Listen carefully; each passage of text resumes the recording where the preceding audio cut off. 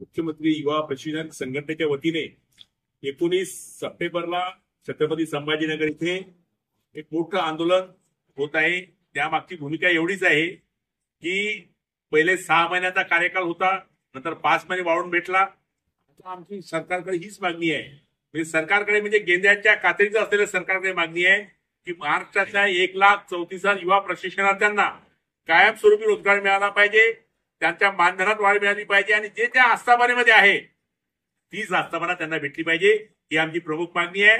आणि गेल्या 6 महिन्यापासून म्हणजे पूर्ण महाराष्ट्रामध्ये या तरुण बेरोजगारांची संघटना सर्वप्रथम अमरावतीमध्ये सुरुवात झाली आहे आणि या महाराष्ट्रातील 1,34,000 तरुणांना त्या लढाईसाठी या महाराष्ट्रातून मी असो, बालाजी पाटील चाकूरकर असो, माजी खासदार हरिभाऊ राठोड असो, तुकाराम बाबा असो, अनुप चव्हाणजी असो, सर्व नेतृत्व एकत्र होऊन मुंबईला मोर्चा झाला, छत्री मोर्चा, नागपूरला संविधान चौकामध्ये आंदोलन झालं, तरी सरकार ऐकायच्या मनस्थितीमध्ये नाही।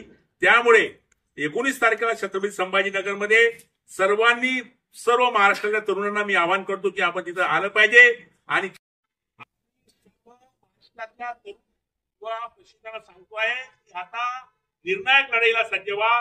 19 तारखेच्या छत्रपती संभाजीनगरच्या मोर्चामध्ये सहभागी व्हा आणि सरकारला ठणकावून सांगा की जर तुम्ही आम्हाला कायमस्वरूपी रोजगार दिला नाही, येणाऱ्या स्थानिक स्वराज्य संस्थेच्या निवडणुकीमध्ये त्या सर्व खुर्च्या आम्ही खाली खेचू। तुमच्या विरोधामध्ये संपूर्ण महाराष्ट्रातले 1,34,000 आणि त्यांचे पूर्ण परिवार, त्यांचा मित्र परिवार सर्व तुमच्या विरोधात सांगणार आहोत।